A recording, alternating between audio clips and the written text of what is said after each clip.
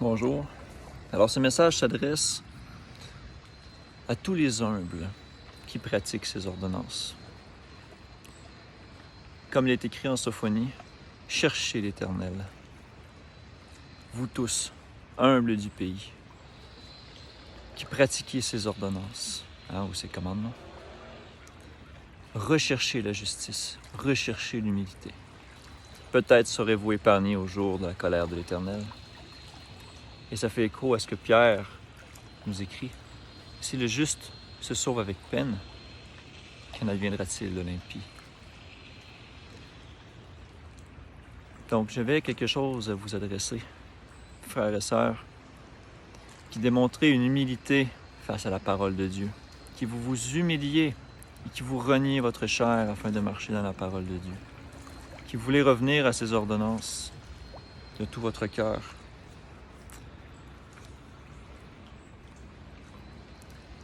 Vous serez accusés. On vous accusera d'être légaliste. On vous accusera d'être pharisien, d'être hypocrite, de vous croire parfait, de vous croire hautain, meilleur que les autres, assassin de la grâce. Et sachez qu'au travers de tout ça, ce n'est pas à vous qu'ils s'en prennent, c'est à Christ en vous.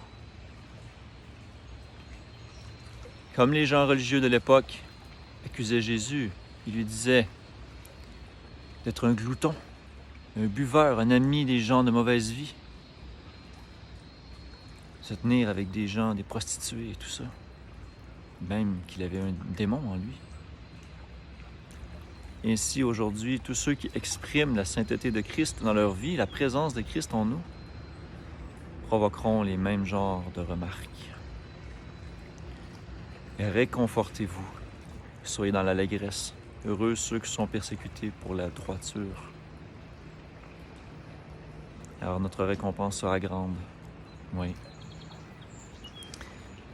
C'est simplement ça, c'est pour vous dire que moi aussi j'en ai été victime. Ne vous surprenez pas, il faut que ces choses-là arrivent. Il faut que ces choses-là arrivent. Oui. C'est toujours difficile, surtout quand ça vient de gens qui sont proches de nous. Des frères, des sœurs qu'on croyait, qui nous respectaient, qui nous aimaient. Et tout à coup, quand on dit qu'on veut revenir aux ordonnances de Dieu, qu'on veut faire comme le Christ a fait, qu'on veut garder le sabbat, qu'on veut garder les ordonnances, qu'on veut faire les fêtes, qu'on veut honorer Dieu et sa parole. Et tout à coup, ils changent. Ils se mettent à tomber dans les accusations. « Mais tu te crois meilleur que moi? T'es légaliste? » Et ils cherchent à nous provoquer. Pourquoi? Quel esprit agit en eux, ou même en nous, si on a cette réaction-là de vouloir accuser les autres de cette manière? Quel esprit parle vraiment? C'est ce que je vous appelle à réfléchir. Et consolez-vous si vous êtes accusé de ces choses. C'est que vous marchez dans la droiture, vous êtes sur le bon chemin. Parce que comme ils ont persécuté Christ, ils vous persécuteront aussi. Parce qu'ils ne connaissent pas celui qui a envoyé Jésus. Jésus a marché en obéissance des lois et des commandements de son Père. Il a fait la volonté de son Père. Ainsi, tous ceux qui font la volonté du Père, comme Christ l'a fait, seront persécutés de la même manière. Et s'ils ont gardé sa parole, ils garderont aussi la vôtre. Mais eux sont du monde. Ils n'écoutent pas ceux qui viennent de Dieu, ils écoutent ceux qui viennent du monde. Portez ça à cœur. Je sais que c'est un message qui peut-être pourra frustrer beaucoup d'entre vous, frères et sœurs. Mais circoncisez vos cœurs. Comprenez que la circoncision du cœur, c'est un retour sincère à vouloir faire les ordonnances de Dieu, de vouloir revenir à sa parole. Non dilué, non changé. Bien sûr, Christ est venu accomplir. Et accomplir signifie rendre complet. Et Jésus, il a dit, vous avez entendu qu'il a été dit, mais moi je vous dis. Ici, il ne vient pas changer la loi, il vient lui donner toute sa profondeur, lui donner toute sa signification spirituelle. C'est ce que Christ est venu faire. Comme il est écrit, il magnifiera la loi, il la rendra honorable. Quelle erreur. Frères et sœurs, si vous persécutez une personne qui marche dans les ordonnances, s'il vous plaît, repentez-vous. Allez vous excuser. Ce n'est pas votre place de faire ça. Comment pourriez-vous condamner quelqu'un qui cherche à marcher dans la droiture de Christ? Ou plutôt, reconnaissez plutôt leurs œuvres et leur désir de vouloir revenir à Dieu et respectez-les pour ça. Accueillez-les avec amour, plutôt que de médire d'eux, de les bloquer ou de les traiter de toutes sortes de choses. N'êtes-vous pas vous-même légaliste? Tout chrétien est légaliste. La définition de légaliste dit simplement de vouloir obéir à des lois. N'avez-vous pas la loi de Christ? La grande loi d'amour? Tu aimeras Dieu de tout ton cœur, de toute ta force, de toute ton âme. Tu aimeras ton prochain comme toi-même. 2 lois qui prennent leur source dans l'Ancien Testament, en Deutéronome 6, verset 5, et en Lévitique 19, verset 18.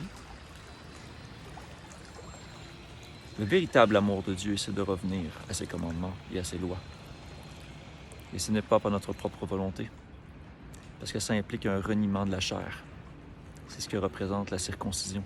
La vraie circoncision du cœur, c'est un dépouillement de la chair, de vouloir suivre l'esprit, de vivre esclave de la droiture, afin de ne plus être esclave du péché. Et si vous pensez qu'il est bien de ne pas mentir, d'éviter l'adultère, de délaisser la pornographie, de délaisser la cigarette, des choses qui peuvent détruire le temple de Dieu ou qui blasphèment le nom de Dieu, alors vous êtes aussi légaliste. Donc faites attention parce que en appelant les gens qui pratiquent la droiture légaliste, vous vous condamnez vous-même. Oui. Et assassin de la grâce. Celle-là, elle est relativement récente. C'est un titre que j'ai vu sortir. Parce qu'on pense que le fait de vouloir obéir à la loi, nous nions la grâce de Dieu. Au contraire. Au contraire. Ouvrez vos cœurs, ouvrez vos oreilles. Quelqu'un qui veut revenir à l'obéissance fait comme Christ a fait. Et c'est la meilleure manière de rendre honneur à la grâce qu'on reçoit. Sinon, on fait de Christ un ministre de péché. Sinon, on accepte sa grâce en vain. Si vous continuez à marcher dans le péché, vous n'êtes pas vraiment repenti. Si vous abandonnez la lutte et dites « Ah oui, mais moi je me repens tous les jours », vous avez abandonné le combat en fait. Vous n'êtes jamais capable de vaincre. Et pourtant, Christ dit « À ceux qui auront vaincu comme moi, j'ai vaincu. Hein, je leur donnerai d'être assis sur mon trône, comme je suis assis sur le trône de mon Père. » Comme Pierre dit, « Soyez saints, car je suis saint, dit l'Éternel. » Allez voir la capsule et la liste sur la sanctification, vous en apprendrez plus. Merci de m'avoir écouté. Que Dieu le Père nous bénisse tous. Réconfortez-vous, frères et sœurs, si vous marchez dans la droiture. Restez fermes. Pas de compromis avec le péché. Continuez votre lutte. Continuez votre chemin, que vos pieds ne dévient pas de la voie droite. Conservons Christ comme exemple et comme fondation, car l'œuvre de chacun sera mise à l'épreuve. S'il a bâti avec du chaume, du bois, de la paille, son œuvre sera consumée. S'il a bâti avec de la pierre, avec des choses solides, elle subsistera. Elle subsistera. Gardez la foi.